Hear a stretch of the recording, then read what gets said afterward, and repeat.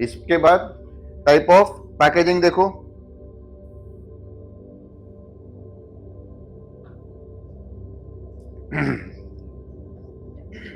Type of packaging मतलब अलग अलग टाइप्स के कौन से पैकेजिंग होते हैं एक्चुअल में, उसके इमेजेस दिए हुए हैं। ये क्रेट है, क्रेट मतलब आंब्याची पेटी असते उतना साइज का ये पेटी हो गया, लकड़े का वुडन क्रेट। ओके, इसके अंदर फिर आप कुछ भी रखो, मशीन डालो, बॉक्स डालो, फिक्स। यही यही पैकेजिंग में कार्गो जाता है, ये एक्चुअल इमेजेस है। ओके, ये हो गए क्रेट्स। बड़े उलट वुडन के बॉक्सेस रहेंगे तो उसे बोलेंगे वुडन पैलेट। अभी वुडन पैलेट में दो प्रकार होता है। एक वुडन पैलेट मतलब ऐसा हो गया ओपन, इसके ऊपर कार्गो को रखा, जैसे यहां पे देखो नीचे ये पैलेट है, पैलेट के ऊपर ये चार चार बॉक्सेस है, चार चार बॉक्सेस को एक के ऊपर एक, एक के ऊपर एक, एक के ऊपर एक, एक के ऊपर एक ऐसे रखा हुआ है। तो ये हो गया वुडन पैलेट। सेम ऐसे वुडन पैलेट प्लास्टिक में भी आते हैं, उसे बोलते हैं प्लास्टिक पैलेट्स। ओके, ये ऐसे पैलेट्स क्यों यूज किए? क्योंकि ये बॉक्सेस अगर रहेंगे तो एक फोर्कलिफ्ट मशीन रहती है ना, इसे फोर्कलिफ्ट से उठाने कोई नहीं होगा अगर पैलेट नहीं रहेंगे तो। अगर फोर्कलिफ्ट मशीन रहेगी तो फोर्कलिफ्ट मशीन के नीचे के जो दो, क्या बोलते हैं उसे, वो जो दांत रहते हैं नीचे के, वो यहाँ के इसके पैलेट के अंदर जाएंगे और पैलेट को लिफ्ट करेंगे।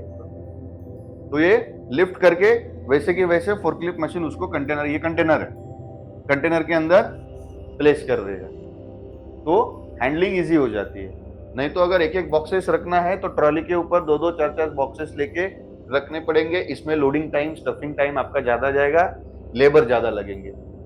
यही केस में सारे बॉक्सेस पैलेट के ऊपर रख दिए तो लोडिंग जल्दी हो जाएगा, लेबर कम लगेंगे, खाली एक फोर्कलिफ्ट ऑपरेटर लगेगा, वो उसको लिफ्ट करके कंटेनर के अंदर डाल देगा।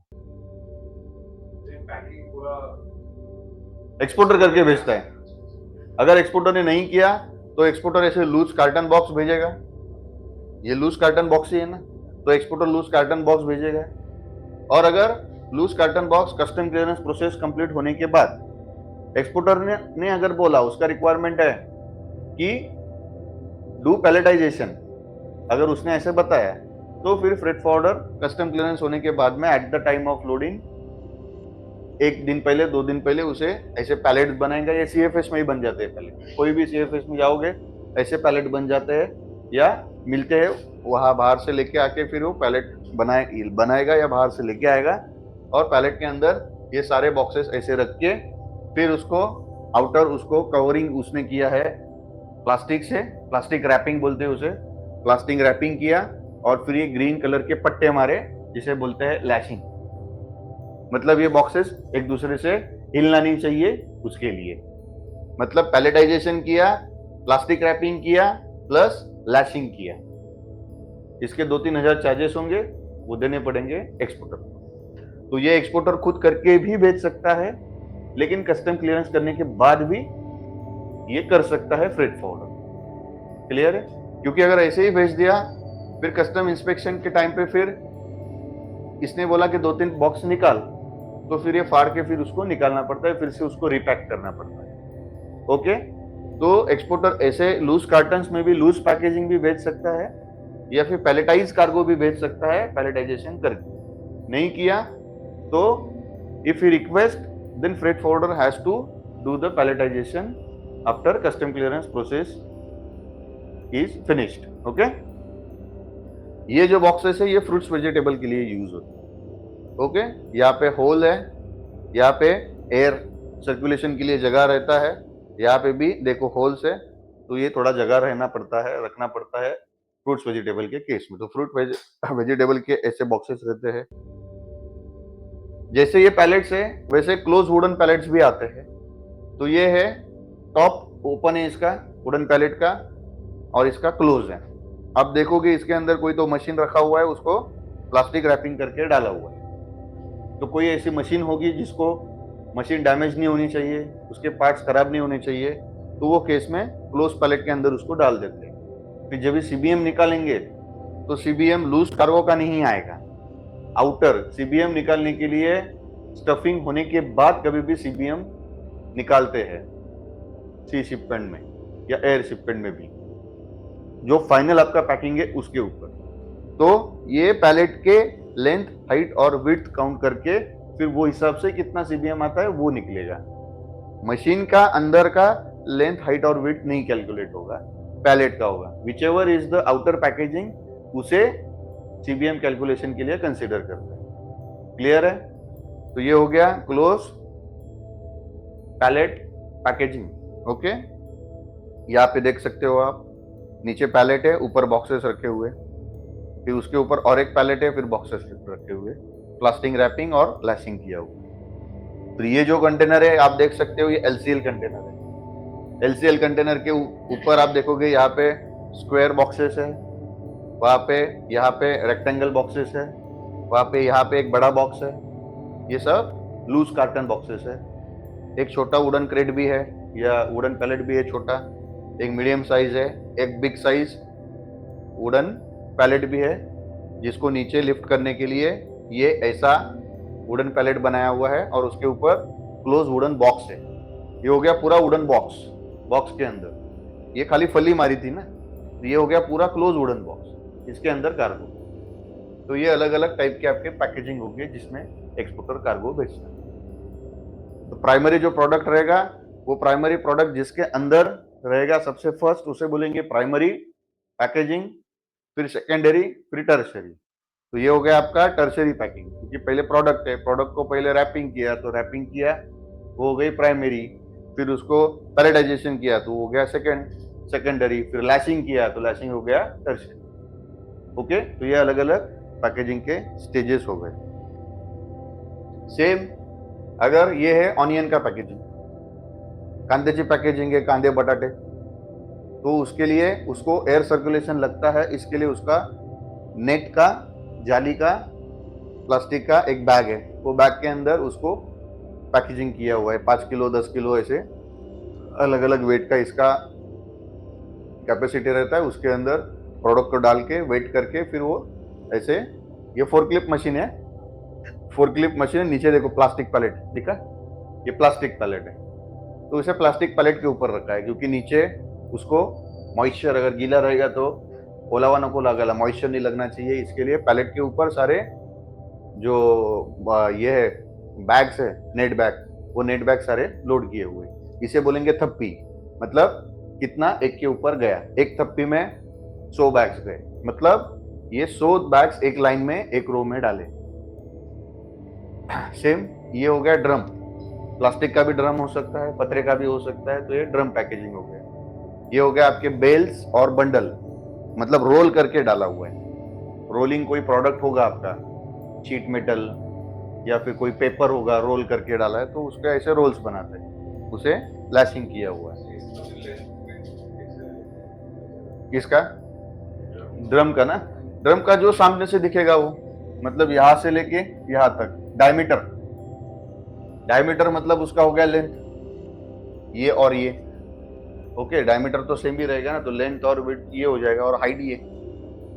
ओके, या फिर अगर ये ड्रम भी उठा के सीधा पैलेट के अंदर डाल देंगे तो पैलेट का। ओके, ये है आपका राइस का पैकिंग। देखो राइस के पैकिंग के ऊपर ये मार्किंग और लेबलिंग किया हुआ है, प्रोडक्ट इंडिया का है, नेट वेट लिखा हुआ है, एक्सपायरी डेट लिखा हुआ है, कहाँ से ओरिजिनेट है वो लिखा हुआ है।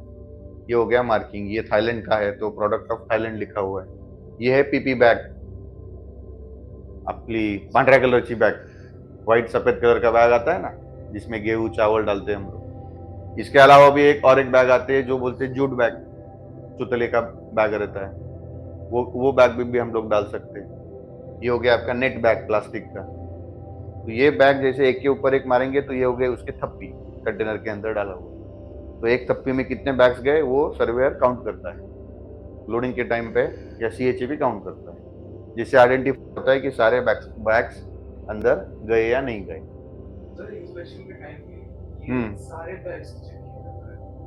चेक नहीं किया जाता। अगर इंस्पेक्शन रिपोर्ट चाहिए, फूड प्रोडक्ट है, इंस्पेक्शन रिपोर्ट बायर को चाहिए कि बाबा इसमें से मुझे इंस्पेक्शन रिपोर्ट दे दे, तो फिर वो सर्वेयर क्या करेगा, वो सर्वेयर जैसे ये थप्पी मारना चालू करेंगे अंदर एक एक थप्पी, पहला थप्पी डाल दिया फोर्कलिफ्ट से, या लेबर लोगों ने उठा उठा के एक एक थप्पी डाला, तो बीच बीच में वो रैंडम कुछ बैग से लोडिंग करने के टाइम पे वो खोलेगा, वो दामन निशिवलेला सिया हुआ रहता है ना, तो वो खोलेगा, थोड़ा सा सैंपल निकालेगा, एक मुट्ठी भर, पाव किलो, ऐसे रैंडमली 2-4 बैग में से लोडिंग के टाइम पे सैंपल निकालेगा। सब में से नहीं, 2-4-5 इसमें से निकालते हैं, और फिर वो सर्वेयर लेके जाएगा। उनको क्या सैंपलिंग के लिए 1.5-2 किलो सफिशिएंट हो गया, फिर वो लेके जाएगा उसके लैब में, लैब रिपोर्ट दूसरे दिन दे देगा। फिर वो लैब रिपोर्ट, हाँ, तो वहां पे पहुंचने के बाद भी एक्सपोर्टर को चाहिए तो वो वहां पे भी सैंपल इंस्पेक्शन कर सकता है। तो इसमें उसको क्या पता लगता है कि जब भी इसने मुझे ऑर्डर दिया था, वो टाइम पे, ऑर्डर देने के टाइम पे इसने जो सैंपल भेजा था, वो सैंपल और एक्चुअल लोडिंग किया तभी वही माल डाला है या नहीं डाला, या तभी एक्सपोर्ट क्वालिटी का डाला और अभी लोड करते वक्त खराब क्वालिटी का डाला। तो ये चेक करने के लिए 3 बार सैंपलिंग बायर कर सकता है। एक बार ऑर्डर कंफर्म करने के पहले, उसके बाद जब भी स्टफिंग करेंगे तभी उसे स्टफिंग सैंपल बोलेंगे, और जब भी बायर वहां पे करेगा तो उसको बोलेंगे पोस्ट शिपमेंट सैंपलिंग। ये हुआ प्री शिपमेंट सैंपलिंग, मतलब शिपमेंट जाने से पहले का। वो हो गया पोस्ट शिपमेंट सैंपलिंग, मतलब शिपमेंट जाने के बाद का। और पहला हो गया इनिशियल सैंपलिंग, जो शिपमेंट कंफर्म होने के पहले, ऑर्डर कंफर्म होने के पहले हम लोग सैंपल भेजते हैं ना किसी को भी, खा के देख कैसा है क्या है, उसी के ऊपर तो ऑर्डर देता है ना। तो सारे टाइम पे सेम प्रोडक्ट, सेम क्वालिटी का प्रोडक्ट लोड हुआ है, उसके लिए वो सैंपलिंग करता है, और उसका टेस्टिंग रिपोर्ट जब भी उसको नेक्स्ट डे जनरेट होता है तभी उसको समझता है कि इसने यही क्वालिटी का माल डाला होगा। क्लियर है? तो ये हो गया प्रोडक्ट्स के पैकेजिंग। इसमें आपके पेरिशेबल प्रोडक्ट्स भी आ गए, बताया मैंने, नॉन पेरिशेबल फूड प्रोडक्ट्स भी बताया, मशीन का भी एक बताया, बेल्स और पेपर रोल्स वो रहेंगे वो भी बताए, लिक्विड कार्गो रहेगा वो भी बताए, और राइस पल्सेस, कुछ धान प्रोडक्ट रहेंगे, गेहूं ज्वारी बाजरी, उसका भी पैकेजिंग बताया। कोई पाउडर आइटम रहेगा तो वो भी यही बैग्स में जाते हैं। बैग्स का साइज अलग अलग हो सकता है, 5 किलो 10 किलो से लेके 50 किलो। ओके, तो ये आपका पैकेजिंग हो गया। और ये लेबलिंग, मतलब जैसे मैंने बताया ये कार्टन बॉक्सेस होते हैं, तो कार्टन बॉक्सेस पे लेबलिंग करना पड़ता है ना। यहाँ पे देखो लेबल चिपकाए हैं, एक तो लेबलिंग करो, नहीं तो इस पे सीधा छाप दो। हाँ, एक्सपोर्टर ही करके देते हैं। ओके, तो ये सारे लेबलिंग रहते हैं। यहाँ पे कंसाइनी का डिटेल, कितना वेट का एक कार्टन है वो detail, country of origin, carton के नंबर, और कोई स्पेशल प्रिकॉशन रहेगा तो उसका सिंबल वहां पे लिखा हुआ रहता है। ओके, इसके बाद अभी हम लोग देखेंगे bill of lading. Okay, bill of lading जैसे मैंने आपको बताया था कि bill of lading is a legal document issued by carrier, मतलब लाइन और airline, to the exporter that details, उसमें क्या रहता है, कौन सा कार्गो है, उसका टाइप, क्वांटिटी, और डेस्टिनेशन में कार्गो कहाँ पे किसके पास में जाने वाला है, कंसाइनी का डिटेल। ओके, तो अभी ये इमेज में देखो, सबसे फर्स्ट जो है वो है सेल कॉन्ट्रैक्ट बना। ओके, अगर letter of credit payment term बताया था ना, पेमेंट टर्म के हिसाब से letter of credit payment term रहेगा, तो ये हो गया गुड्स कार्गो है, ये एक्सपोर्टर है, सेलर ये बायर है, यहाँ पे उसका शिपिंग एजेंट है, मतलब ये इसका फॉरवर्डर हो गया, और ये बायर का फॉरवर्डर हो गया। बीच में ये वेसल है, वेसल यहाँ से यहाँ पे जाती है। थर्ड स्टेज में क्या हुआ, गुड्स कार्गो जो है स्टफिंग किया, वेसल के ऊपर लोड किया। पांचवें स्टेप में क्या हुआ, लोड होने के बाद में बिल ऑफ एंट्री इशू किया मेन लाइन में। बिल ऑफ एंट्री इशू करने के बाद में कार्गो इन ट्रांजिट है, इन ट्रांजिट है, तो बिल ऑफ एंट्री जो इशू किया था वो एक्सपोर्टर ने क्या किया, फॉरवर्डर ने एक्सपोर्टर को दिया, एक्सपोर्टर ने उसे, अगर एलसी टर्म है तो एक्सपोर्टर ने उसे बैंक में सबमिट किया, बैंक ने उसे बायर के बैंक को भेजा, बायर के बैंक ने बायर के फ्रेट फॉरवर्डर को भेजा, बायर के एजेंट ने या फ्रेट फॉरवर्डर ने उसे वहां के शिपिंग लाइन के ऑफिस में लेके गया 10वें स्टेज पे, और वहां पे डिलीवरी ऑर्डर डीओ कलेक्ट किया, डीओ कलेक्ट करके फिर उसको अगेंस्ट द बीएल उसका कार्गो कंटेनर रिलीज करके कार्गो भेज मिल गया, और फिर उसने वो कार्गो वहां के सीएफएस में रख के क्लियरेंस करके डिलीवरी करनी है। सिंपल है, एक ही इमेज से आपको पूरा प्रोसेस फ्लो समझ में आ गया। इसमें लेटर ऑफ क्रेडिट भी आ गया, बीएल भी आ गया और पूरा एक्सपोर्ट का ऑपरेशन भी आ गया। हाँ, वहां का शिपिंग लाइन का वहां का ऑफिस डीओ देगा, डिलीवरी ऑर्डर देगा। डिलीवरी ऑर्डर आने के पहले वो कैन कॉपी आएगा एजेंट के पास, कार्गो अराइवल नोटिस 2-3 दिन पहले। तो वो 2-3 दिन में ये जाएगा, डीओ फीस पे करेगा, डीओ फीस पे करके फिर 2-3 दिन बाद जब भी कंटेनर आएगा तभी कंटेनर को कस्टडी ले लेगा। ओके, ये फोटो समझ में आ जाएगा? क्लियर? नहीं तो निकाल लो फोटो चाहिए तो।